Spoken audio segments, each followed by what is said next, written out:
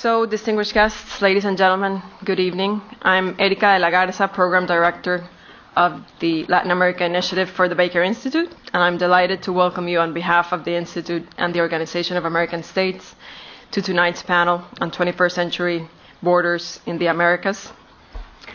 As you may know, this panel is part of the Americas Project, which, along with the OAS, we bring annually young leaders from the Americas to discuss important topics such as the one our experts will be addressing tonight. We are proud to have with us 16 young leaders from exactly that many different countries. And for the next couple of days, they will be discussing some of the obstacles to security in the hemisphere, as well as possible ways of achieving a more peaceful coexistence. The region's borders, as many borders along the world, have historically been areas of collaboration and hope, as well as of tension and conflict. We've seen tension arise from territorial disputes, such as the ones between Costa Rica and Nicaragua, or between Belize and Guatemala. Other tensions arise from things like migration and transnational security problems, like we see in Ecuador, Colombia, and Venezuela, or between the US and Mexico. Tonight, we have a remarkable group of speakers whose expertise will help us gain a better understanding of some of the key issues facing the borders of the Americas. I am very pleased to introduce our moderator, Christopher Bronk, who is the Baker Institute's Fellow in Technology, Society, and Public Policy, and whose illustrious career includes working at the U.S. Consulate in Tijuana. Before I let him introduce our panelists, I'd just like to mention two upcoming events from the Vecinos or Neighbors lecture series. Next Thursday, we have a panel of experts discussing the upcoming presidential elections of next year from Mexico, and there's invitations outside. And in November, we have one discussing the presidential elections of Venezuela. So we hope to see you there as well. And Chris? Okay. Well, welcome this evening. I am your moderator. As Erica indicated, she asked me to do this, and I didn't understand why when she first asked, but I have a bit of an odd relationship with borders. I got to live next to the one the United States shares with Mexico from the other side, and before that I lived next to the border between the two Koreas. So my experience with borders is looking at a fair amount of the friction side of what borders can be. We've got three incredible panelists. Their full biographies are in your flyers for the event, so I won't waste any time with that.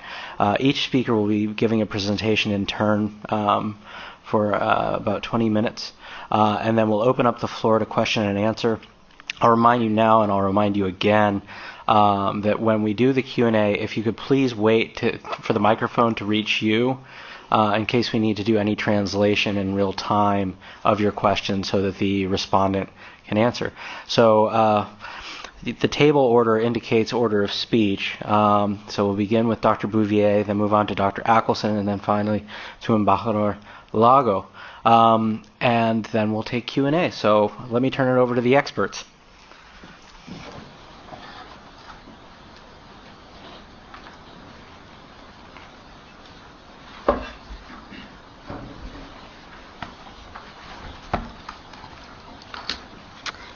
Thank you, first of all, to the Baker Institute and to the OAS for this amazing forum that has been going on all day today and will continue tomorrow with 16 young leaders. I don't know if I'd say youth. You're pretty young. I guess I'm getting older. You look young. But it's been a really exciting day talking about the theme of the porosity of borders and transnational crime.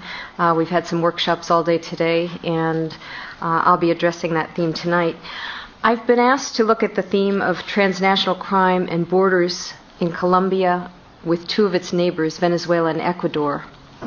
The issue of transnational crime in the region cannot be understood or considered without situating the theme squarely within the context of Colombia's long-standing internal armed conflict, recognizing at the same time that shifts in the nature of that conflict have gone hand in hand with the evolution of crime that has become increasingly transnational in scope. The Colombian armed conflict does not respect political or territorial borders. and its violence and related criminal activities often unleash their dynamics across the border, relying on the porousness and instability of the border zone in a multitude of ways. Let me just if I can figure out how to do this. There we go. Just so you have a map of Latin America. Colombia is nestled between the Atlantic Ocean and the Caribbean waters to the north, and the Pacific Ocean to the west. Moving from its northeast corner in a clockwise direction, Colombia shares borders with Venezuela, Brazil, Peru, Ecuador, and Panama, as well as the nations of the Caribbean. Colombia has suffered more than half a century of internal armed conflict. The violence of the 1940s and 50s, during which about 200,000 people were killed and massive numbers displaced in partisan fighting, was largely a fight for land, a symbol of wealth and a source of economic and political power in Colombia. Geography has been a key obstacle to economic development and social integration of large portions of the Colombian territory. Regions have developed independently of and receive little benefit from the federal government, and it is particularly hard for the state to enforce laws in the regions outside of Bogota, particularly along Colombia's impoverished and desolate borders. In a country known for highly concentrated land tenure arrangements, rural landholding systems have perpetuated gross inequality and widespread rural poverty and favored violence and displacement. Conflict actors today include armed guerrilla insurgents, right-wing paramilitaries, state security forces, rural landowners and politicians, drug traffickers, and increasingly urban gangs. The nature of the conflict has changed over time and continues to change. In recent decades, drug trafficking and its related licit and illicit activities, and more recently, illegal mining activities, have provided a steady stream of funding that has sustained the conflict. Colombia is the only Latin American country with a significant peasant population to never have had a significant land reform. Land reform efforts in the 1960s were blocked by landholding rural elites and the private armies they hired to protect the status quo. These private armies, sanctioned by a state that was largely absent from the border zones, became the government-sanctioned self-defense organizations, which were the precursors for the illegal paramilitary forces later.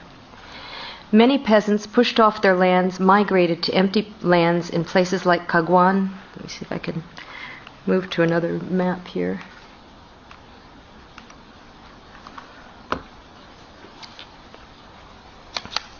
Many peasants pushed off their lands, migrated to empty lands in places like Caguán, Guaviare, and Putumayo. In these removed zones that were ignored by the state, guerrillas developed roots and a constituency. Coca cultivation flourished, and a highly lucrative illegal economy flourished not only beyond the apparent reach of the authorities, but with the knowledge and support of what local authorities and police were in the zones. Struggles over land and natural resources continue to be at the root of Colombia's internal armed conflict. Links between drug trafficking paramilitary forces, rural landowners, and Colombian security forces were cultivated at the regional level. Drug profits were laundered through the purchase of land, resulting in a high concentration of rural land ownership in the hands of drug traffickers, the privatization of security, and a weakening of the rule of law. This counter-agrarian reform has forced millions of peasants, indigenous communities, and Afro-Colombians off their lands and unleashed unspeakable violence in the form of massacres, gender-based violence, torture, and forced disappearances. The Attorney General's office in Colombia estimates that paramilitaries in Colombia have killed more than 140,000 people. With at least 3.7 million internally displaced, recognized by the UN High Commission of Refugees, Colombia is the country with the most IDPs, internally displaced population, in the world, more than Iraq with 2.8 million, Darfur with 2 million, the Democratic Republic of the Congo with 1.5 million, and Somalia with 1.3 million. The UNHCR report on the Americas in 2011 notes that in Colombia, group displacement is on the rise in the border areas, on the Atlantic coast, and in the northern and Meta-Guaviare regions. As Eric Schwartz, Assistant Secretary of the Bureau of Population, Refugees, and Migration, observed in a speech last week, IDPs are among the world's most vulnerable populations. They often have high poverty, malnutrition, and mortality rates than the general population, and they are exposed to greater dangers of sexual and gender-based violence and racial or ethnic discrimination.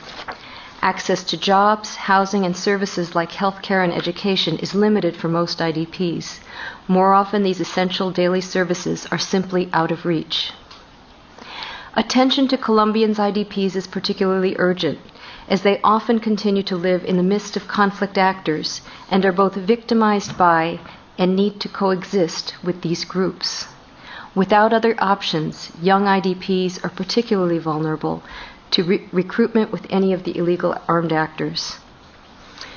Conflict violence in select regions of Colombia is on the upswing, and both the FARC and the ELN, Colombia's two main guerrilla groups, despite having been pounded militarily and much reduced in recent years, have shown themselves to be adept at adjusting to the new political and military climate. Thousands of former paramilitary ex-combatants have reconstituted themselves into neo-paramilitary groups, or BACRIM, criminal bands, many with drug trafficking links. Leaders of victims, human rights, and internally displaced organizations, journalists, labor leaders, and women's groups, indigenous, Afro-Colombians, and peasant organizations continue to be the targets of forced disappearances, threats, and assassinations, as have the political candidates running for congressional elections at the end of this month. A recently approved law for victims and land restitution and victims' efforts to reclaim their lands has sparked this upsurge in violence. Since President Santos was elected, the FARC and ELN have repeatedly reiterated their interest in a political solution. A renewed demand for peace is also emerging from many sectors of civil society, particularly from the rural areas where the war is most intensely being played out. President Santos has stated that the door to peace is not locked, but that he holds the key in his pocket, awaiting the right conditions. Colombian President Juan Manuel Santos recently accepted the classification of the conflict as an internal armed conflict, as well as the applicability of the norms, including protections for civilians, provided in the Geneva Conventions and additional protocols governing internal armed conflicts. Geneva Conventions notwithstanding, it may be time to consider whether the term internal armed conflict is adequate to describe Colombia's conflict today, since it is no longer contained within Colombia's borders. In addition to the dramatic internal displacement and violence underway inside Colombia, the conflict has increasingly spilled across Colombia's borders and is unleashing a refugee crisis that is significantly impacting the Andean neighborhood. In 2009, with 389,800 refugees in at least 36 countries around the world, there were more refugees from Colombia than anywhere else in the world except Afghanistan, Pakistan, Somalia, the DRC, and Myanmar. As a result of the conflict, more than 500,000 refugees have now been registered with the UN High Commission of Refugees, mostly Colombians who have sought refuge across Colombia's borders, particularly in Ecuador, Venezuela, Panama, Costa Rica, Brazil, and increasingly for security reasons, as far as Chile, Bolivia, and Argentina.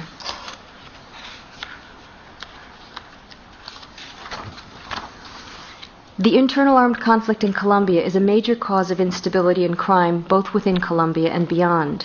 In addition to generating displacement across borders, which creates burdens and responsibilities on the parts of receiving communities and host governments, the Colombian conflict is contributing to transnational insecurity and crime in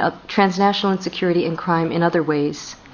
A series of problems have been generated in relation to the armed actors' presence in the zones that border Ecuador and Venezuela in particular.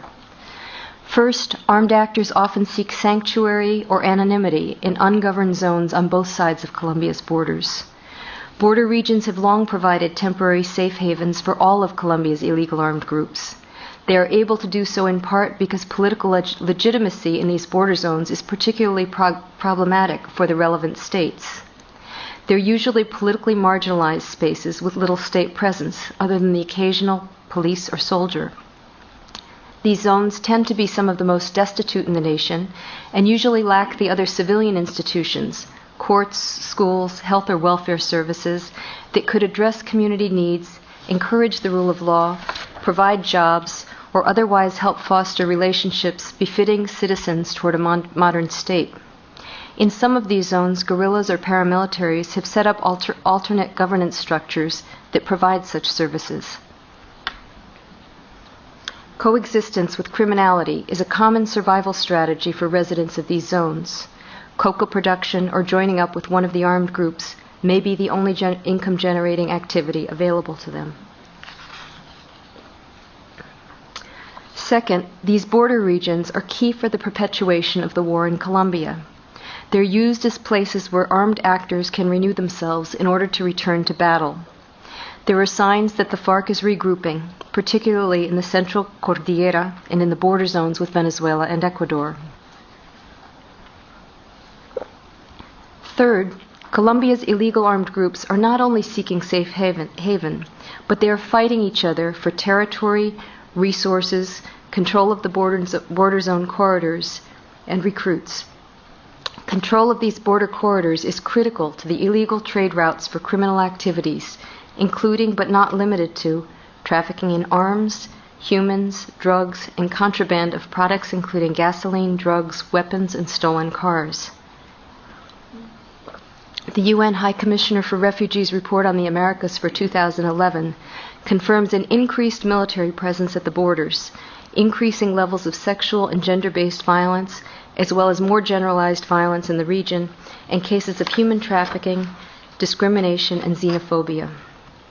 Current patterns of violence also include border killings, kidnappings, extortion, intimidation, and death threats by illegal armed groups. The northern border of Ecuador in particular is beginning to mirror Colombian trends of criminality, intimidation, displacement, sexual exploitation, and the trafficking of women. 30 corpses with signs of torture were discovered on a Putumayo highway bordering Ecuador. The massacre was believed to have been carried out by ex-paramilitaries who had announced ahead of time a social cleansing campaign in which they warned that prostitutes, drug traffickers, thieves, kidnappers, and drug addicts would be executed. A second set of problems generated by the presence of illegal armed groups in Colombia's neglected border regions relate to the action or inaction of governments. Within Colombia, the armed conflict has undermined democratic processes and generated a gross pattern of human rights violations. Particularly egregious cases include the falsos positivos, which resulted in the dismissal of 20 officers and the conviction of 360 soldiers for killing thousands of civilian peasants who army soldiers dressed up as rebels to boost the enemy body counts. Illegal activities of the National Intelligence Agency, DAS, that included illegal surveillance, death threats, and smear campaigns against human rights defenders and peace proponents, including national and international mediators, government critics, Supreme Court magistrates and judges, and journalists, among others. Corruption and infiltration of the state by drug trafficking paramilitaries and their elected allies. Top DAS officials supplied the paramilitary AUC with a hit list of trade unionists who were then killed, many of whom were then killed. Charges of illegal ties with paramilitary forces have led to the indictment of 1/3 of the 2002 Congress, the conviction of 24 legislators, and have implicated hundreds of local officials. Relationships with other states have also been affected, as the Colombian military pursues armed actors across Venezuela's and Ecuador's national borders.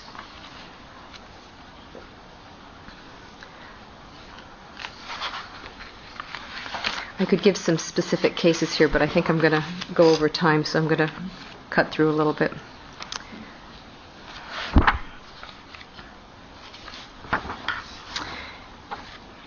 In addition to the corrosive and corrupting effect on institutions, armed conflict and transcriminal violence creates questions of accountability and responsibility.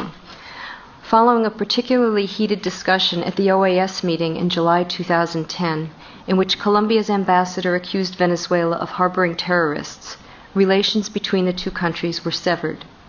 High-level diplomacy under the leadership of regional presidents and the engagement of UNASUR put tensions at bay until the newly elected government of Juan Manuel Santos could step up to the plate. President Santos moved swiftly and unhesitatingly to tamp down tensions with Venezuela. President Chavez promised not to allow guerrilla camps in Venezuela, and subsequently detained and extradited several FARC militants to Colombia. The two countries also set up bilateral commissions related to commercial, economic, social investment, infrastructure, and security issues.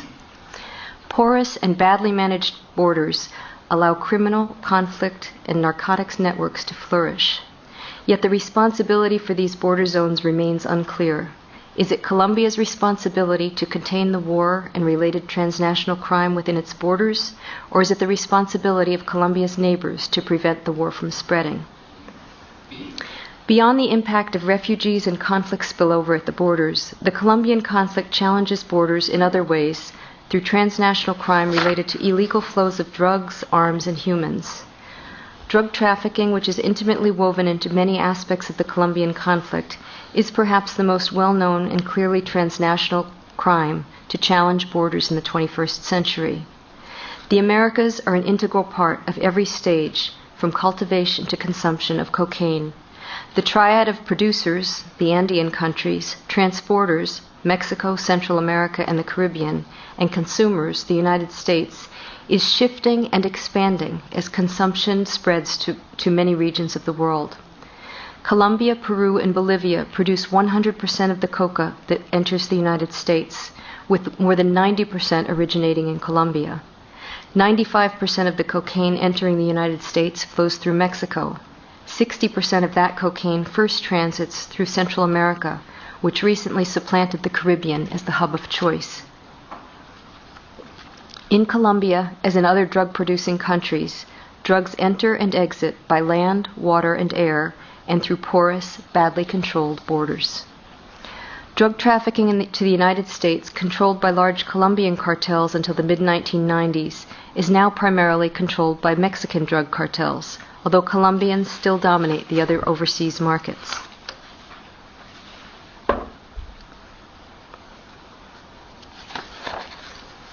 Latin America has the highest rates of violent crime in the world. The region contains about 12% of the world's population, but is home to some 42% of the world's homicides. The average homicide rate is 27.5 per 100,000 versus the average of 8.8 per 100,000 elsewhere. The UN considers, by the way, 10 per 100,000 to be an epidemic. There are about 140,000 murders per year in Latin America. 80,000 of these victims are minors. The aggregate statistics nonetheless reflect a tremendous variation, both across and within countries. They change dramatically from year to year, and they are highly context-specific. Not surprisingly, Chile, Costa Rica, and Uruguay have relatively low homicide rates, lower even than in the United States. Current World Bank reports give El Salvador, with 58 deaths per 100,000 inhabitants, the highest homicide rate in Latin America, followed by Venezuela, Jamaica, Guatemala, Honduras, Colombia, and Brazil. Homicide rates seem to correlate directly with drug trafficking trends in some instances, though homicide rates also correlate with income inequality, so the causal relationships need to be teased out with considerable care.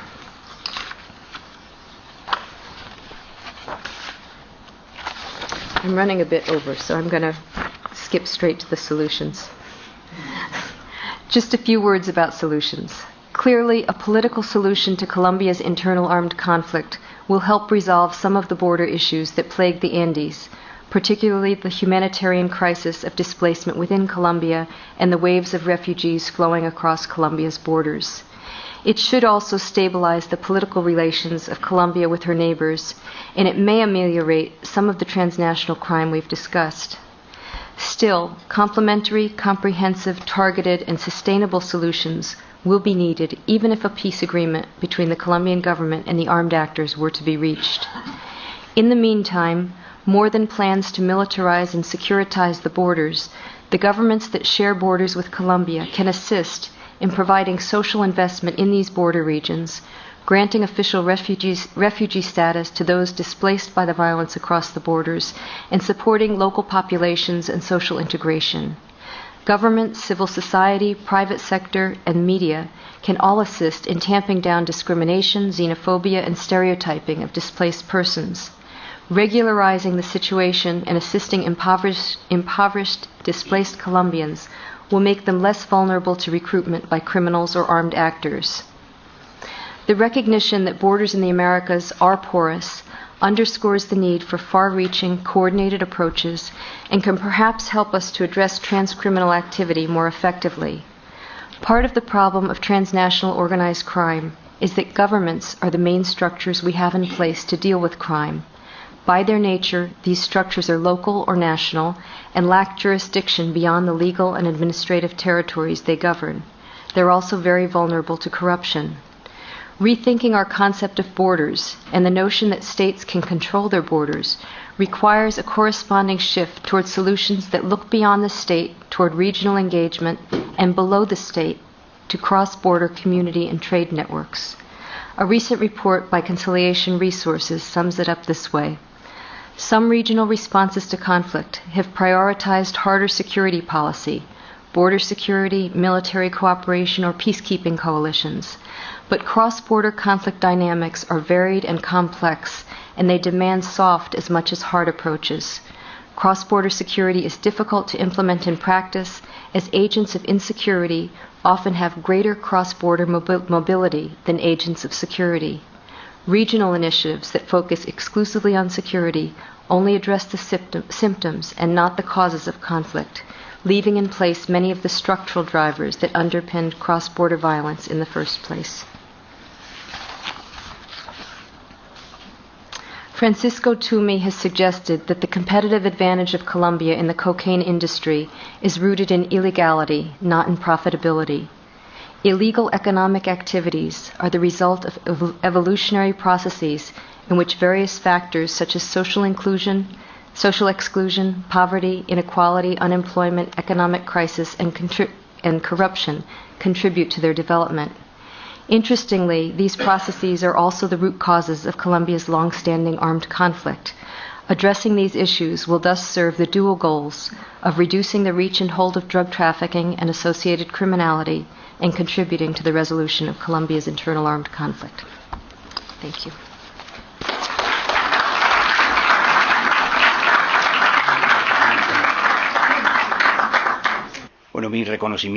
Well, thank you very much to the James Baker Institute, to Erica, to the OAS, and to Magdalena Talamas. I think that in this institute, the issues that we dialogue about are always very important, and it's important to analyze them, especially with the people who are getting started in their in the public sphere, and have already begun to work in the public sphere. And I would like to begin with a few reflections, especially fundamentally with regard to the aspects that the territorial differences produce based on fundamental border problems or territorial claims, which of course go hand in hand with the entire subject of sovereignty, which has its own especially delicate aspects that go along with it. I do not have any slides to show, so we won't have any problems like the problem that Jason just recently had, and I won't have any excuses about time either. But I think that to analyze the subject of territorial differences and the consequences, I think just to go over a brief review of what our continent has gone through would be important. If we analyze the 19th century in South America, naturally it was a century that was extremely violent, a state of permanent war, of border disputes, and the formation of states as a consequence of the decolonization process. And of course, in the north of the continent as well, there were huge problems taking place. For example, the Republic of Texas, the war with Mexico. In Central America, there were also huge differences that also generated armed conflicts, the Civil War in the United States. So it was truly an extremely difficult century for the Americas. And beyond that, in addition to attempting to avoid and eliminate the European presence, who were fundamentally the colonizers, we must remember specifically Jefferson, who said that we should remain completely apart from European conflicts, and the Monroe Doctrine, in addition, said that in addition to being apart from the European conflicts, we should not allow Europeans to get involved in the American conflicts because the period of colonization had ended. Of course, there were certain colonial conflicts that took place, but really this was a very, very difficult century that took place. And then, so let's do an exercise now. Now, I don't have slides to show you, but you can imagine this very easily. Take a look at, from the end of the 19th century, the map, from the end of the 19th century till now, the map of the Americas, and compare it with, well, naturally, in Africa it's very difficult to make a comparison there. There are countries that have recently come out of in the last century of the colonial period, the Middle East and Asia, but especially fundamentally Europe, that has always been the path through which we have reflected ourselves. And you will see that the map of the Americas has been defined from the 19th century until now. There have not been practically any changes. Imagine it like that. If you take a look at the current map of Europe, from the end of the 19th century until now, the differences are abysmal. But the worst situation is that all of these differences were produced through wars, violent wars and deaths, extremely high numbers of deaths. So this is an important difference that it's important to point this out, that it's not that territorial conflicts have ended, it's not that we've resolved any of the border conflicts whatsoever. We continue to have them, but we have had a different way to resolve them. And so I would like to focus a little on, not because I'm trying to simply explain what the OAS is about, but in 1959, when the first American conference was held, the first inter-American conference in Washington was held in 1889, the end of the 19th century. That's when the inter-American system began. That's where the OAS was really born. Later on, in 1926, we had the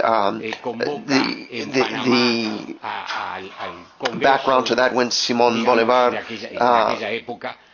held a conference at that period, but the true important date is 1889, and that's where a permanent and successive and constant series of meetings and conferences took place with treaties and conferences and meetings being held where it was always maintained that border conflicts should be peacefully resolved, and the sponsor, when there was a conflict, there should be arbitration to handle that. And if you look at this throughout history and analyze from the conferences that took place when the Pan American Union was formed throughout the entire evolution until up to 1948, when the OAS was formed after the end of the Second World War, when the United Nations was formed, to form this entire system that had been created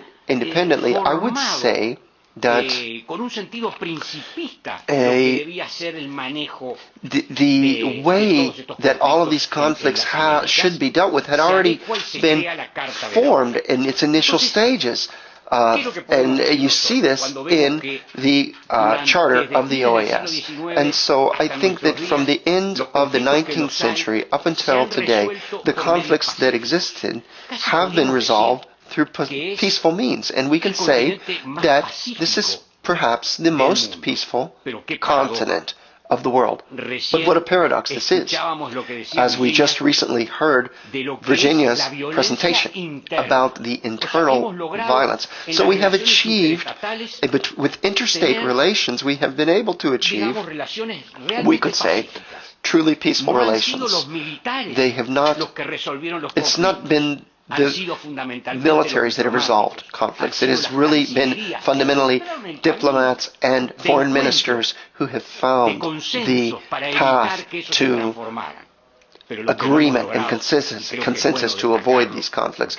But what we do see, and it's important to emphasize, as Virginia explained with great clarity, that we could see this phenomenon in so many countries throughout our continent, that the violence that we have tried to eliminate in interstate relationships, we have not been able to resolve internally, because it is one of the most violent continents in that regard. And I believe that this process that we could determine, that I have here the OAS Charter, and I believe it would be valuable to point out what some of the articles of the Charter are that really show some of this evolution. For example, the OAS, with regard to its nature and purposes, it says secure peace and security in the continent, to promote representative democracy with regard to respect to the principle of non-intervention. We're talking about democracy, but the principle of non-intervention is very linked to the idea of avoiding. We haven't always avoided it, but in general terms, we have not fallen into those aspects where, in certain periods, it has not been followed. But this is how we have been able to, by certain measure, achieve this peace, and to seek peaceful solutions of disputes that arise between member states. So this is truly the important conclusion that we see, and also in the principles it says that international law is the standard of conduct between states with reciprocal relationships. International law is essentially constituted by sovereignty and independence of states. And so we can continue explaining the principles and of the OAS Charter, and of course, since 1948, we have also had the Bogota Agreement, which determines how conflicts can be resolved and sets before the consideration of states certain mechanisms to solve conflicts, which were fundamentally referring to border conflicts, which were a legacy of the colonial period. And many times these are not extremely transcendental problems, but they continue to be important. And I think it's important when we look, for example, at what happened in 1910, in 1933, and in Chapultepec, in Altiar as well. All of this represents a process and an evolution. And I believe that it is not simply, we could not say it's simply a process of standards or a legal process. Standards do not come about if they do not have a historical and political process behind them. So perhaps it's because, indeed, behind this entire evolution, we have had the actions of foreign ministries and the thinking of and the political orientation of all American states. And I think this is something that we should stress, how this process has been set up in order to reach peaceful solutions. The Bogota Agreement sets forth a number of possibilities for the use of mechanisms to avoid all of these types of situations. In addition to the instruments that we can mention, such as the OAS Charter, the Bogota Agreement, the Peace Fund, these are instruments that that are available to all of the states that belong to this regional organization to solve conflicts. And perhaps we should define this a little more, because we have the UN organization, we have we have our regional organization. Which one governs? Well, this isn't the case. It's a regional organization that, of course, has a greater knowledge, a better, different method of participation than a international organization that includes all countries. So, just to begin with, to be a member of this club, the American Club, you must be a democracy. If we had that demand in the United Nations, it would be very difficult to join that club and participate. And beyond that, as Jason and I were talking about recently today, there are some questions with regard to who we can consider, what we can consider democratic, but that's really a discussion for another time. But the truth is that what has occurred in the Americas in general is truly, as it has come about from the exercise that I mentioned of looking at a map, it is a very impressive achievement, and it is very different from what has occurred in Europe. There's a Mexican author, Sotomayor, who has mentioned quoted Charles Tyle, who said that while in the Americas this entire system for resolving problems was being created, in Europe, war made the states, and the states made war. I think that we can take a look then at this, how positive this development has been with regard to territorial disputes in spite of the challenges that we face. The territorial disputes have existed fundamentally due to lack of definition of borders and limits, and they are issues related to demarcation and maritime borders that have been very important in the last century, because in addition to the agreement on the seas, there are the issues of wealth and resources that exist in the exclusive economic zone, in the continental shelf, that has generated other problems that, in order to, that have created background for additional conflicts. I'm getting signaled about my time here, but I just would also like to analyze what we had thought about talking about the agreement of trust that took place in 1996 in Chile, where there was really a military confrontation that has an important civil aspect. And we have the presence here of the director of the OAS Peace Fund, who has been involved in handling a very old conflict, which is the dispute between Belize and Guatemala, where Guatemala claims almost a little more than half of the country of Belize. This is a very old conflict. It's been around for a long time. It started in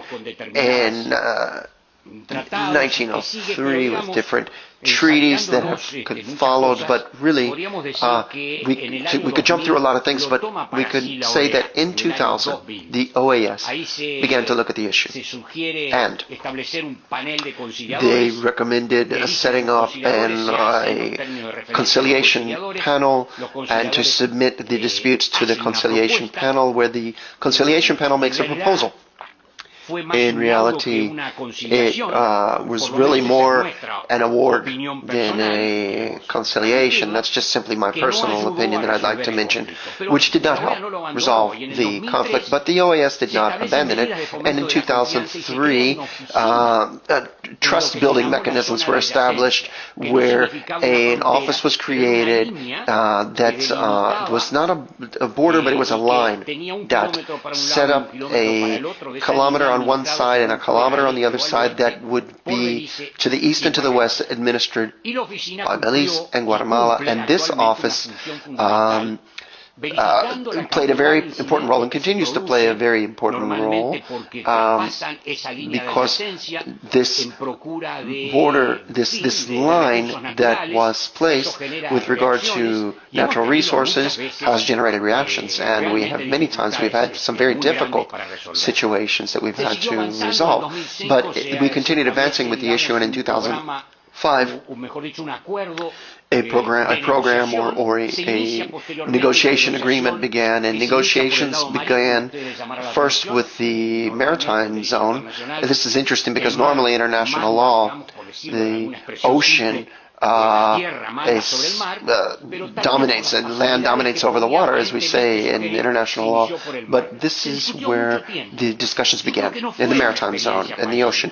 And I don't think this experience was a failure because it allowed for certain understandings to take place. And this is something I want to transmit to you. Many times there's a criticism when one goes to the OAS to resolve a problem, and conversations begin, mediations, negotiations, facilitation, and the use of good offices takes place, but the conflict is not resolved.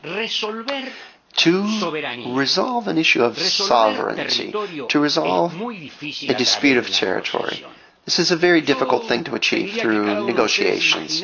And I would like for each of you to imagine what it would mean for me to give up some part of something that I have, or that I had at a certain moment, or that I didn't have, in order to resolve a conflict. No one would want to take such a step. It's very easy to politicize these questions and accuse those people who take a step forward of being almost traitors to their country. So it doesn't matter that we achieve meetings and dialogue and negotiations at a table, but why can't we then reach, when we see that we can't find an agreement, submit the decision to a judge? This is something that has been done throughout history. Always find a tribunal or a person who can decide based on principles of justice and law. Who is the party whose position is correct? And this is what the OAS finally did when the General Secretary recommended that it go to the arbitration tribunal. So it went to the court, to the Court of Justice, and in 2001, a compromise agreement was signed, which both countries accepted by the recommendation of the General Secretary, and that was the process to reach court. And this is a process that must fulfill two internal steps. And so I would simply, in conclusion, like to say that we really should place emphasis on the important tool of the Peace Fund, and our esteemed representative of the Peace Fund, who is here representing their effective work. But in addition, something that goes beyond the work of the fund, I think that, can we say that peace is the absence of war? Really? Can we truly say that? We have the example of what's going on internally in these countries, and so clearly there's something beyond that. And so the Peace Fund gives a tool for resolving conflicts and pushing also in this zone between Belize and Guatemala to establish a culture of peace. And I think that's what's more important, for people to understand what tolerance and respect means, the tolerance of accepting what someone else thinks, and respect that maybe what someone else is saying could be correct. And I insist on saying that that this aspect is very important, that we accept diversity, and this is something that the Peace Fund has truly tried to accomplish. And I would like to say that it's funny sometimes how the destiny of an organization such as the OAS is more visualized in its failures than its successes. Because it's a difficult job that it is carrying out. But fundamentally avoiding the wars that didn't occur are the ones that we don't hear about. And so truly, that is what I would say is one of the great successes that we can demonstrate in a negotiation period. A period of negotiations means that we are maintaining peace.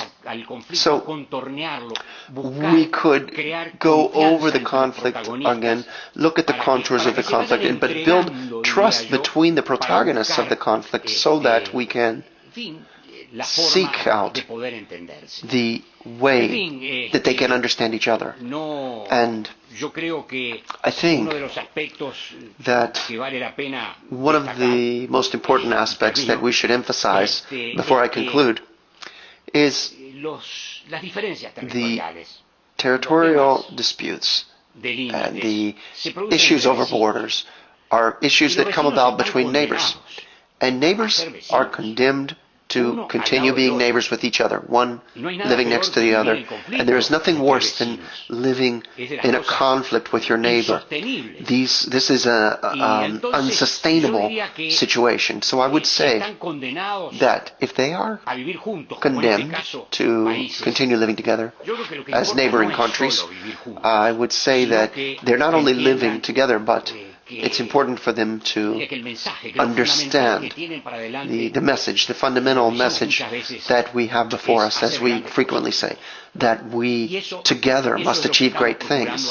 And that's what we're trying to do, among many other things that we're working on that are still on our agenda, and our time has not allowed us to resolve this long-standing conflict. But over time, it has been evolving in a peaceful and calm situation that will allow us in the future to achieve great things together.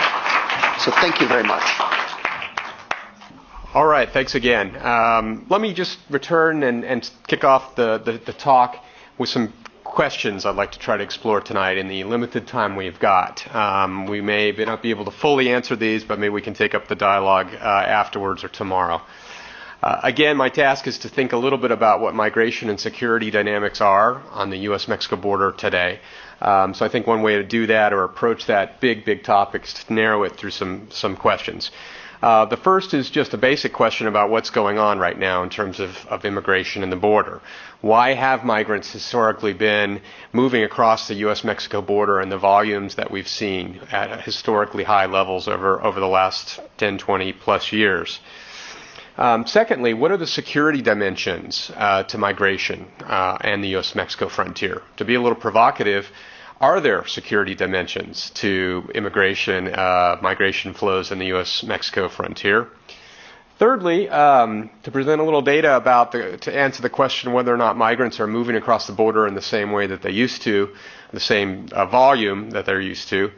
And then maybe begin, if we have time, to talk a little bit about the conflict, the drug trafficking organizations, the cartel conflict in Mexico, and how we're working in the U.S. To counter that issue on the border, and are we having any success? If we have time, I even have a brief pop quiz for you, since I'm ever the professor, and we'll see if we can get to that towards the end.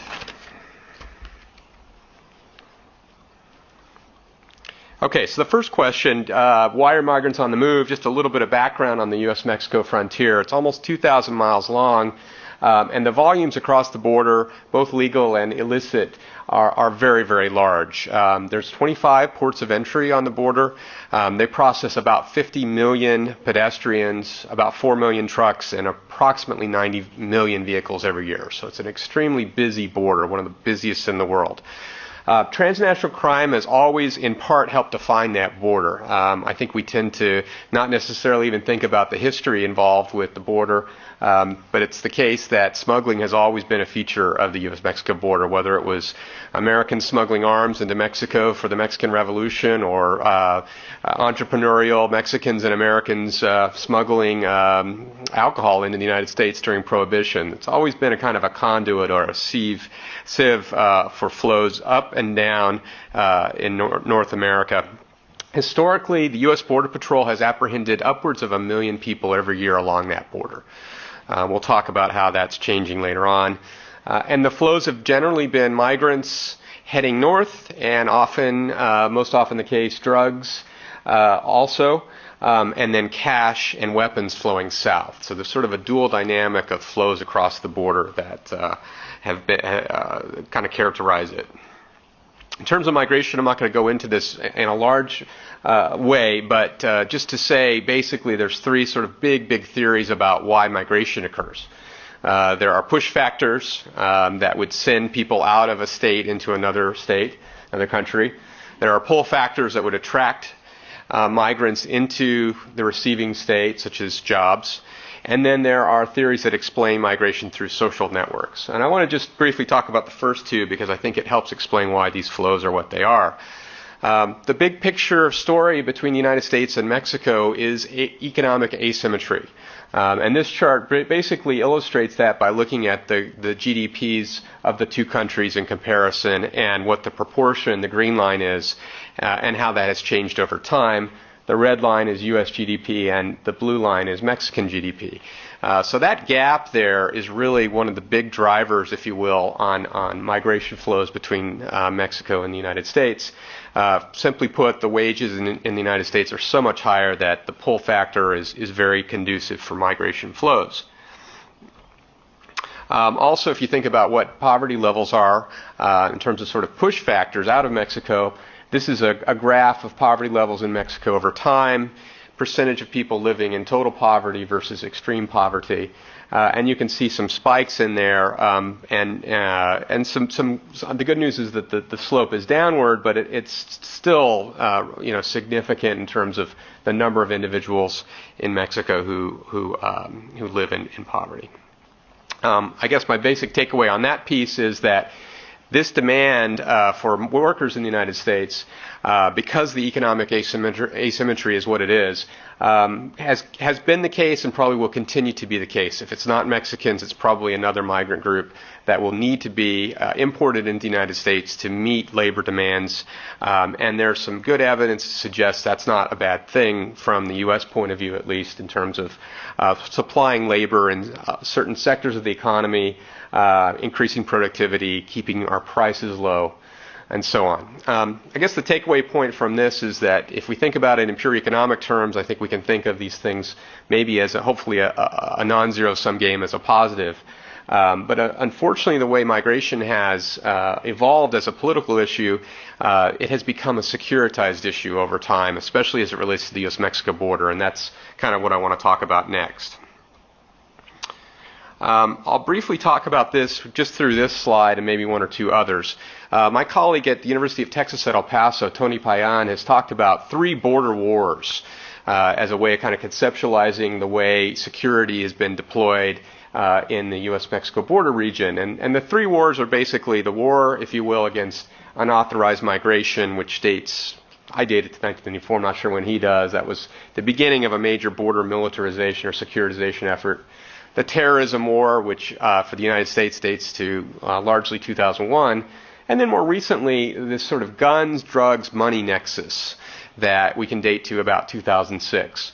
One of the things, again, that I think has been a real problem in the way we've dealt with the border from a policy point of view is that we've really conflated and brought together the unauthorized migration and the terrorism wars, and to some degree the third war as well, in a sort of broad securitization policy for the border. And I'm not sure that's gotten us to the policy outcomes we want to have when we think about the way to manage and think about that border from a policy point of view. I'm going to skip through these and just show you this slide to illustrate how border securitization is represented by dollars and cents. In this case, U.S. government agency budgets devoted to border security, specifically border security as interdiction. That is to say, catching people and things as they come across the frontier. And as you can see, the different components of the Department of Homeland Security have really experienced a rapid increase in their resources over the last 20, this is going back quite a ways here, 20 years or so. The number of Border Patrol agents, as I'll show you, has easily quadrupled over this period. Agency budgets have skyrocketed. Massive government resources are going into an interdiction-oriented framework on the border. This is the Border Patrol agent slide.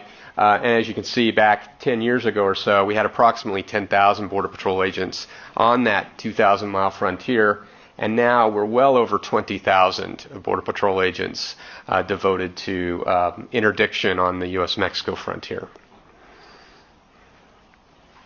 The other piece of interdiction that's received quite a bit of attention, and the securitization framework is very apparent with this, is the attempts to basically physically police the frontier by actually putting up fencing and walls. And right now we have approximately 700 miles of physical fencing that has been installed along the U.S.-Mexico border over the last several years. So roughly a little over a third is now fenced, if you will, in one way or another. This is one type of fencing. There are many. But it speaks to that paradigm of security, of securitization along the border that has really become the dominant way of thinking about how we should deal with the border. This is a tough subject, so I had to introduce just one piece of levity or humor. This is just a little cartoon that I found some years ago that I think speaks a little bit about the issues in a kind of humorous way. And if you can't see it, you've got some migrants coming over, and the balloon is, I hear they need workers to build a wall on the border. So it's a little tongue-in-cheek, but kind of, I think, has a little bit of a barb in there about the policy problem we're facing. Second question, are migrants moving in the way they used to? And the short answer to this is no. And I think this is kind of interesting from an empirical level when you start talking about the data about flows across the border. And the chart there represents Border Patrol apprehensions. That's an imperfect way of measuring how much interdiction is going on and quote-unquote security may be happening on the border. And I've just projected it out to 2011. We don't have all the figures out yet. But as you can see, the downward slope here is also significant. And basically, we're looking at now apprehending people, on the Border Patrol apprehending people at levels we haven't really seen since the early 1970s. Basically, we're on pace to roughly come in there about 1972 or so when we apprehended approximately 300,000 people. That is remarkable when you consider the peaks on that graph are well over almost 2 million people at certain points in the mid-90s and then in the mid-2000s. That's a remarkable trend of change on a policy level on the border, and we'll sort of try to talk a little bit about what that means. Why is this happening is a related question, and I think there's some obvious answers, maybe some not so obvious answers. One, of course, is increased border enforcement. The other piece is the economy, of course. Also, I think a story that doesn't get told as much is that there are more job opportunities and some stronger growth in Mexico, particularly after 2009. It was a very bad year in 2009 for Mexico. Its GDP dropped about 7%, but that's on the uptick now. There's rising costs of smuggling. Getting across the border is not a trivial matter these days. Not that it ever was, but certainly never cost as much. And what's happening now, more and more, almost exclusively, people are using smugglers or coyotes to try to take them across the border. And that's costing upwards of $2,000 a pop to do. So there's some economic disincentives to do this, as well as the kind of danger that goes on to that. If you look at the demographic story within Mexico as well, fertility rates are dropping dramatically. Another story that doesn't really get told when we think about migration. The fertility rate in Mexico was 7.3 in 1960. It's now just over 2.4, 2.3. That's a very significant drop, on pace with a lot of advanced industrial economies. I think the U.S. is floating around there somewhere. We see, along with these trends, a decline in circular migration, people coming back and forth. And also the remittance level is flat or declining. So a lot of indicators sort of suggest something's changing here in the way the migration's going on.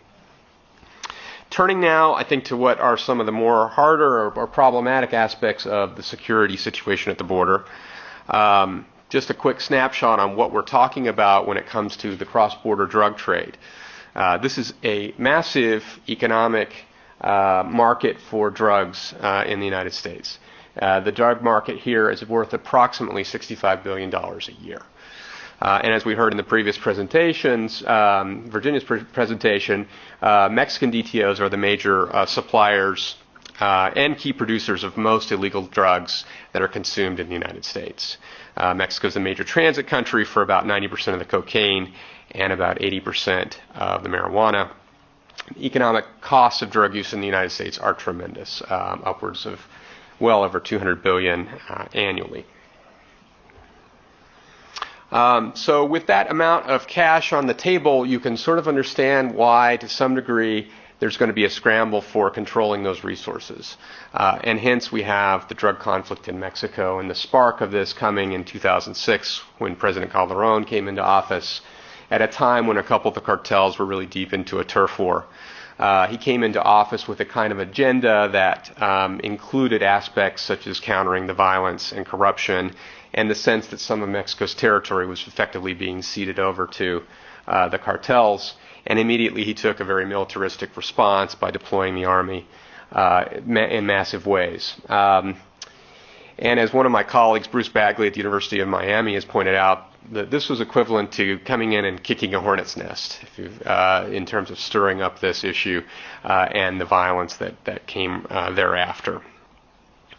The other piece that's fueling the conflict, I think that's important from a border dynamic to think about, is the bulk cash that results from those drug sales in the United States. Tremendous amount of money here. You can see a photo here of more money than you've probably ever seen in your life, unless you go to the U.S. Mint or something like that. And basically, bulk cash smuggling is really the way in which the Mexican drug trafficking organizations launder their proceeds and get them back across to their producers and take profits. This is estimated, it's hard to tell, at about $17 billion annually as a flow. Only 41 million has been seized at the U.S.-Mexico border, so a very small portion of that is being intercepted. The other very interesting thing from a policy point of view that's very hard to deal with is the fact that beyond cash, which is bulky and heavy and problematic and can actually be detected by dogs, there's a move towards stored value cards and virtual money. So those of you that get gift cards, for instance, or have Visa debit cards and things like that, these are increasingly becoming the vehicles of choice for moving money because it's a lot easier to put in your wallet 10 credit cards worth $10,000 each than to carry that amount of cash across the border. So this is a huge policy problem for the United States, along with the arms trade, which is also a big one. Can't even begin to really get into this in depth. But suffice it to say that the flows I spoke of earlier, the southbound flows, contain quite a lot in the way of arms that are fueling this conflict in Mexico. There's a lot of controversy about this right now. I'm not going to get into it significantly, but just to mention that this is an important part of the equation we have to think about from a policy point of view. So how's this all translating within Mexico and specifically on its northern border with the United States? It's very bad news. There's really no way of putting it differently. It's tragic. The epicenter of this is in Ciudad Juarez, which is very close to the border, in fact, right across the river from El Paso, Texas.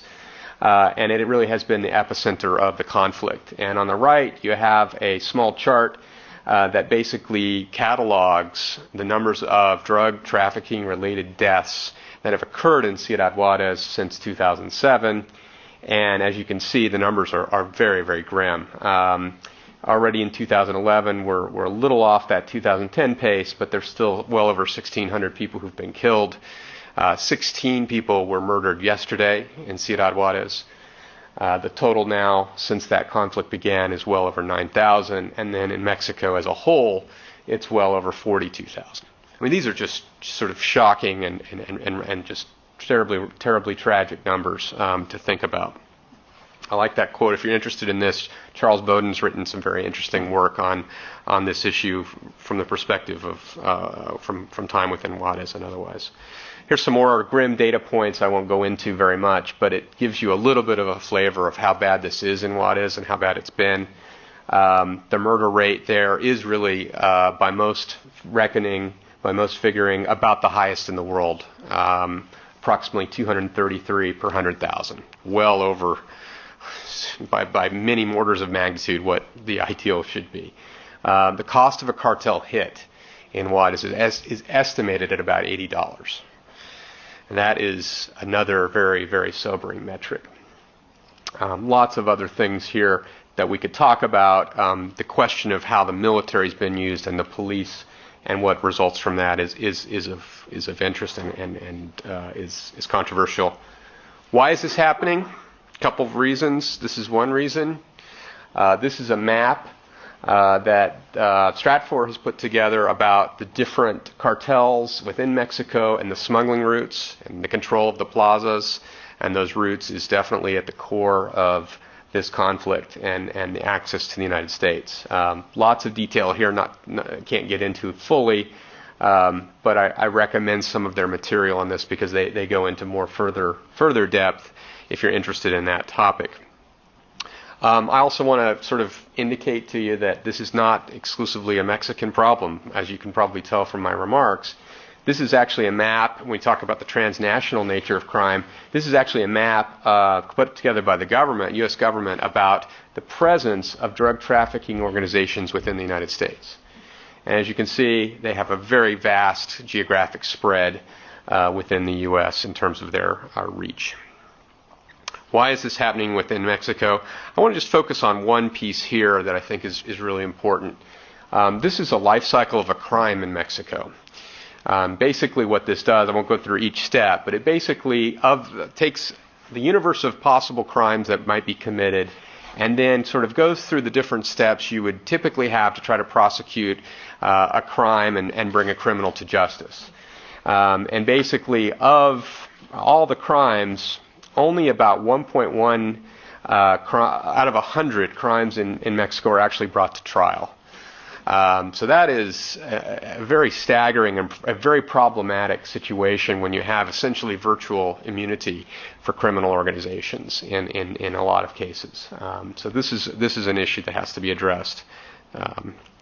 What are we doing to counter the violence? Again, a lot here to talk about more interdiction, more enforcement, more manpower on the border, some attempts to try to get a hold of the arms trade, which haven't worked out particularly well. If any of you have followed the U.S. media, lots right now on this Operation Fast and Furious that the Bureau of Alcohol, Tobacco, and Firearms bungled quite significantly. Won't go into that. The other thing from a border point of view I think is kind of interesting. The U.S. has always been concerned about what's coming north. We're now increasingly, but not universally, trying to think about what's going south. That is to say, that bulk cash and those weapons. And now we now see Border Patrol, Customs and Border Protection actually attempting at ports of entry to try to screen a little bit of that volume headed south. It's a very big challenge because, again, our whole outlook has been for northern bound flows. We're not really particularly equipped to deal with the southern bound piece. It has serious challenges, but it is something that they're trying to do. Merida Initiative also has a border component and is a general component to try to deal with this conflict in Mexico. And I think it's very interesting to hear the Colombian case because a lot of comparisons are made to Plan Colombia and attempts to sort of cast the Colombian experience in positive light and say Merida, this will be what Merida does. And I think there's reasons, as we heard earlier tonight, to sort of doubt the long-term impacts of what that may be like. The one positive piece I would say, I guess, about Merida is that it does, at least in the second iteration, have an increased emphasis on a border infrastructure, 21st century border plan, which I think we need, and also more of a socioeconomic dimension rather than sort of supplying hardware to Mexico, which has been the main focus in the previous iteration of this. We'll skip the quiz. You're saved. You know all the answers. Yeah, true or false? Well, it won't go. We'll do it. Okay. Illegal immigration is historic proportions. That's false. Border security is vastly under-resourced in the United States. True or false? Well, based on what I've said, false. There's a lot of resources going to this. Maybe not enough, depending on your point of view. This is interesting. Maybe I will talk about this one. There's spillover from the drug violence. True or false? This has been a very controversial piece in the U.S. about the conflict as it relates.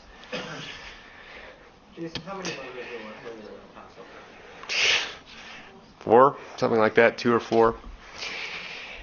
The fact is, a lot of the U.S. cities on the border cities on the U.S. side are, by most definitions, very, very safe cities.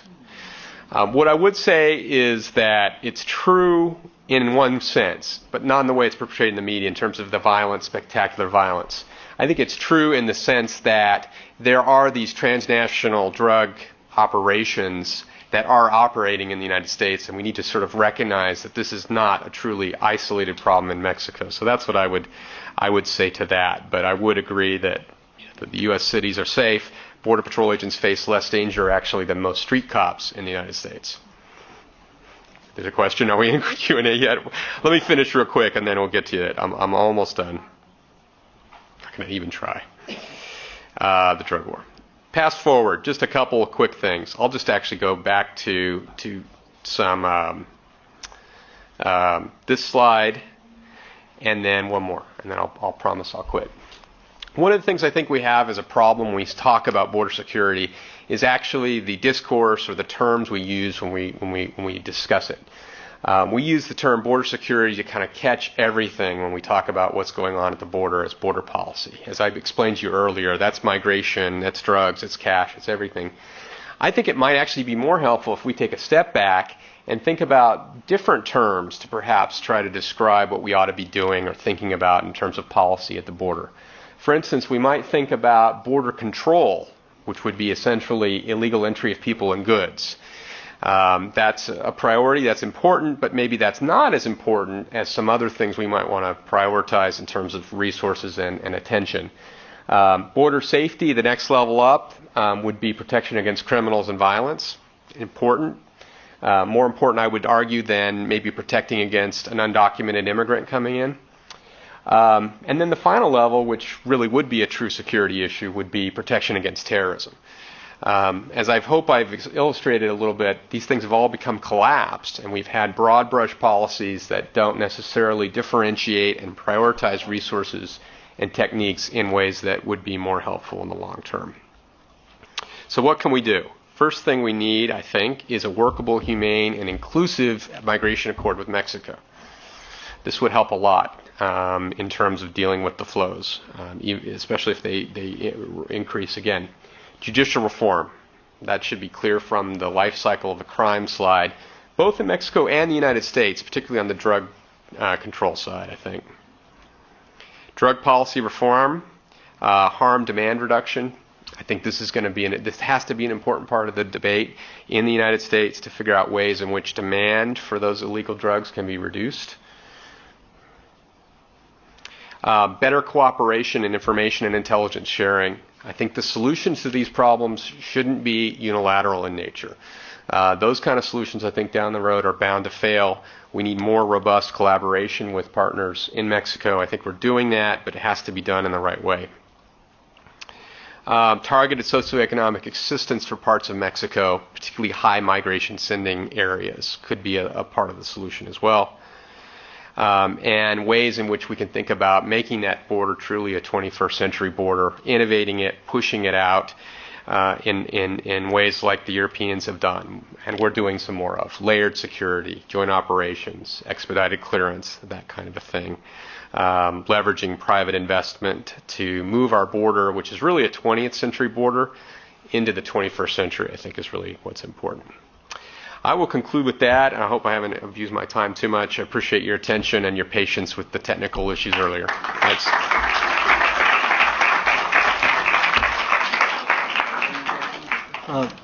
Thanks to all of our panelists. We'll ask if you can come back to the table to take questions. Ambassador Dr. Bouvier. So we have about 15 minutes for questions. And we'll begin with the gentleman from St. Kitts. C.G. Walwyn, St. Kitts. For Dr. Eccleston, is your presentation available online? I can certainly send you the slides. I'm not sure if the Institute's going to post the slides or not, but we can definitely arrange to get you the slides. I'm very interested in looking at it. Sure, be happy to. Well, that was a really easy question. Yeah, keep them coming. Gentleman at the end. Yeah, people tend to make a moral argument about the fact that we're getting drugs, but they're getting guns, and that they're equal. We can't substitute Colombian drugs with Colombian coffee, but in a realistic sense, if not a single gun moves south over the American border, how much would that really slow them down? I mean, it may take them out of play for a month, but you can get guns anywhere in the world, not anywhere, but plenty of places in the world. And I'm thinking that with the money and the power that these cartels have, it might slow them down a little bit, but the American guns aren't really as quintessential to this whole issue as the drugs from Colombia. Yeah, I'll take a shot, and then if you want to address the Colombian piece, I think it would help. I agree it would not be the complete solution by any means. Depending on the data you look at, a lot of the guns being used in the conflict have been traced in the United States. That's certainly, if you go to gun shows in the southern United States, you'll see folks there that are often fronting for cartels. So there's a dimension to it.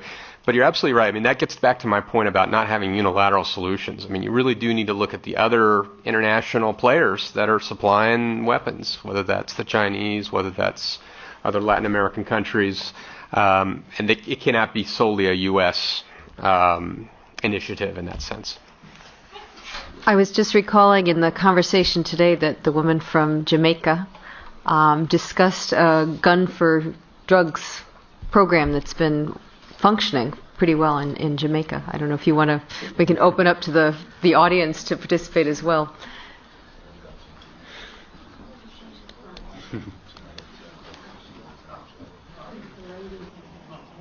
Okay, we've got a scrum for the mic at midfield.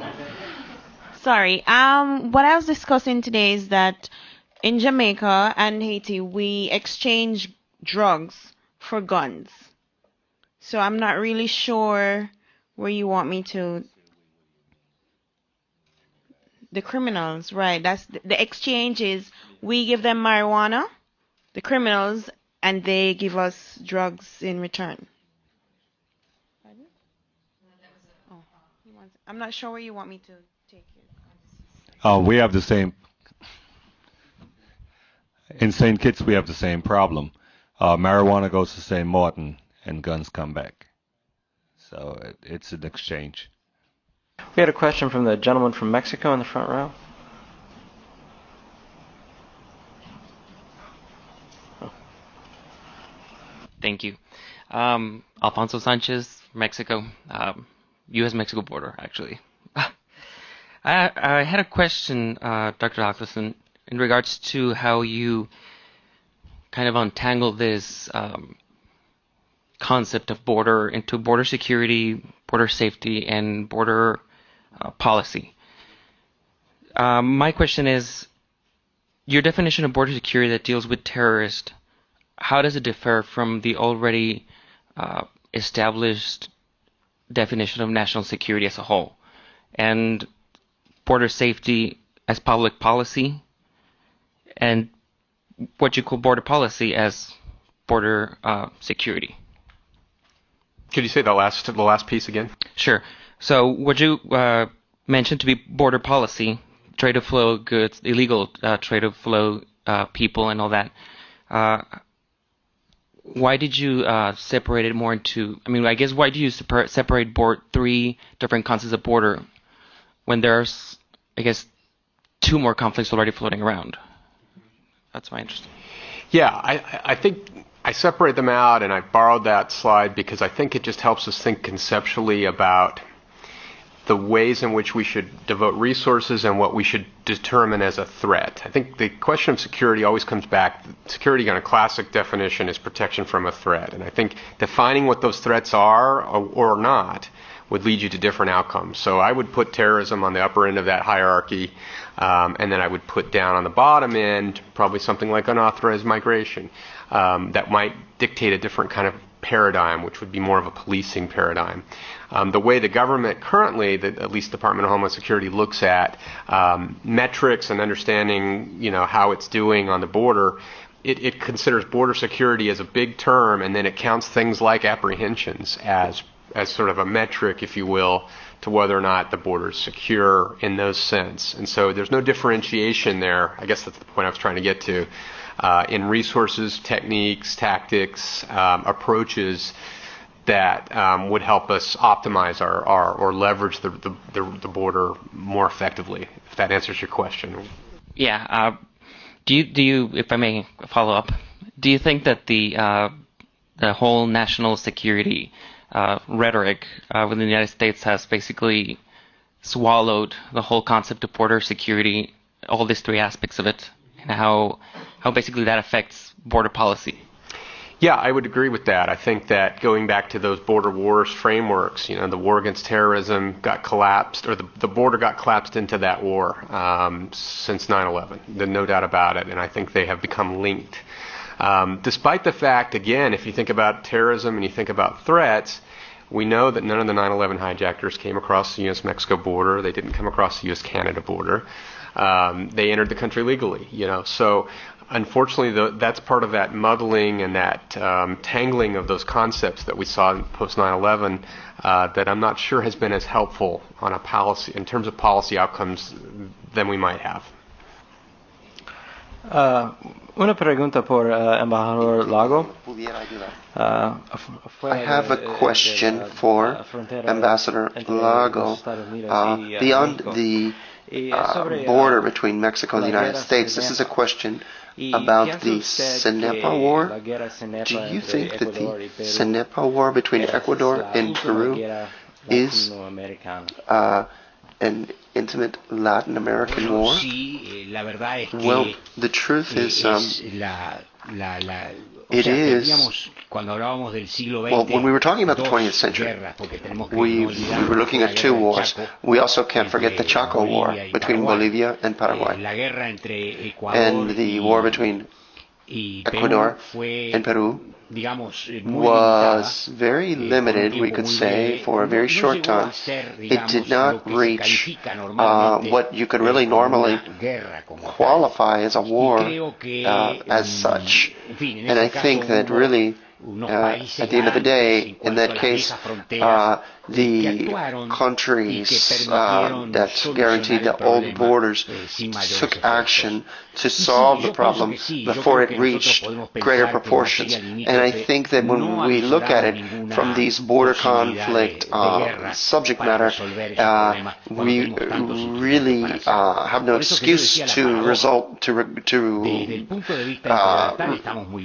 go to war over these border issues. We have other mechanisms for solving them. But that's why I mentioned that we've been successful with interstate border violence, but we're looking at a violent period where we are one of the most violent continents and hemispheres. Perhaps Canada is the exception. But from the United States all the way down to Tierra del Fuego, we have violence with different forms, different characteristics, but we are indeed a violent Any other continent. questions? Yes, I have one for both the Mexican border and the Colombian. It's a little bit complicated, but let me give it a shot. We had a speaker here last year. There was a judge in the state of California, and his message was to legalize marijuana because marijuana was so rampant in use in the United States. And he expressed his opinion based on statistics that he had seen in his courtroom that the largest cash crop in California was marijuana. Dr. Akelson, you said that 80% of the marijuana that comes into the United States comes through Mexico. And California is the largest agricultural state in the United States, so I'm sort of suspecting that a whole lot of it is grown here locally. And if there was a shutdown from the Mexican side, or a significant slowdown, it would just increase. There are now a number of states that have just legalized it. They call it medical marijuana, but it's readily available to anybody that wants it. Similarly, with the cocaine problem, which is why I refer to Colombia, We have the situation, and I'm not a botanist, and I don't quite understand why the Andes is the home to all cocoa plants, or whatever they're called, that make cocaine. But there are lots of other tectonically active mountain ranges around the globe, including parts of the northwest United States where the subduction zones are.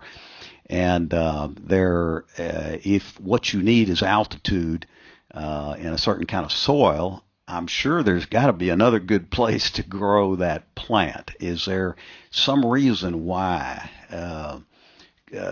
Colombia has cornered the market and become a monopolizer in that particular drug? I think that we'll start with Dr. Bouvier on that. Sure, I'll try. I'm not sure I can answer your question. Are you a botanist? Nor am I. I know that, what we've seen is there needs to be a certain amount of permissiveness to allow it to grow, to allow coca to grow and then be processed. Colombia, Peru, and Bolivia are the three places where it is grown for the American market. Whether there are other places that it could be grown, I'm not sure. What we have seen is that the techniques for fighting drugs have led to tremendous innovation in the production of drugs and in the cultivation of coca as well. There are all sorts of newer, hardier types. There are smaller plants or smaller areas that are being grown for coca that are escaping detection. So we don't even know if we're measuring the quantities of coca that are being produced. I'm kind of going around your question. Are there other places? I'm not a botanist, so I don't know if it's possible, but I imagine that, innovation will continue in this field, and it wouldn't surprise me if other places go up. One thing I would say is that we do see the balloon effect. You clamp down in one place and it sprouts up somewhere else. So these approaches that are national in nature or even departmental in nature are really not sufficient because they don't allow for the fact that this will spring up somewhere else. So we need to be thinking a little bit more creatively about how to approach that. Yeah, I think that's an excellent point. And just to follow on to that, to go back to the sort of demand and harm reduction framework, I think that's where we need to think about putting resources in the United States. And there are actually some really interesting and good case studies of cases in judicial instances where alternative probation and other kinds of sentencing changes and so on have actually really proven to be very effective in reducing recidivism among and additional drug use among offenders. That's a whole different criminal justice debate. Haven't given a lot of thought to the issue of the medical marijuana in California. And I don't know, it would be interesting to look at public opinion data and polling data to see if those developments, medical marijuana, what's going on in California, are softening American public opinion about the legalization question. I don't know if that's the case. It's a hypothesis. And if it is, that might take us somewhere towards a reduction in the conflict in Mexico, but it's still not, I'm sure, not the complete solution, and we got to look at these other aspects, including the international piece, to really come at it.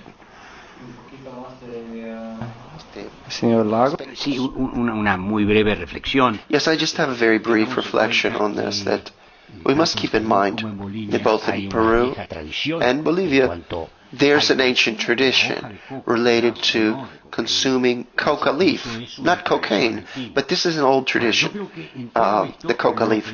And so I think that what we can't lose sight of in this entire question, as Professor Asymmetry mentioned, with regard to questions related to demand, coca production is increasing because there's a great demand on the other side, especially fundamentally in the United States and Europe, and we must recognize that. So we must keep in mind that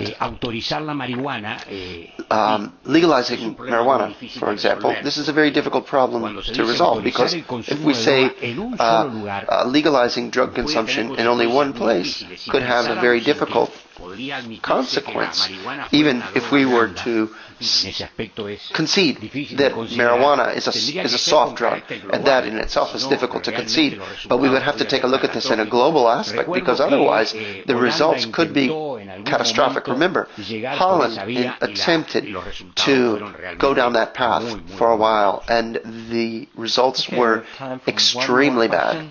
So, for Professor Eccleston, with a lot of the statistics you give us are I would say relative or reasonably positive about what we're doing with illegal immigration and along the border. But obviously, when you listen to the politicians, it's never enough. But with all the knowledge you have of this, have those that keep saying that the first thing we need to do before we implement a new immigration policy, we need to close the borders. Has anybody ever given any statistics of what they believe would be considered statistics that would indicate we do have control on our borders? That's a great question. When is control, achieved? Basically, the question is, and that's the question they're asking in Washington, and they have been asking. But the goalposts for that always keep getting changed and moved. And the problem, there's a couple of problems. One is we don't have a lot of good data on this topic generally. We have this apprehension figures that I told you about, but that's an imperfect metric for sure. That's a proxy, but it's not necessarily a complete picture of what's going on. I mean, that's one problem. The other problem is what you alluded to, and that's the political rhetoric and the polarization around that issue that has continued to go on despite the way some of the data that we can point to has trended. And unfortunately, that doesn't seem to be changing very much. And those other stories that I began to sort of talk about haven't really gotten out into that discourse enough, I don't think. We need to do more of that. Okay, well, I know there are a lot more interested parties to ask some questions. If we could please thank again the panel.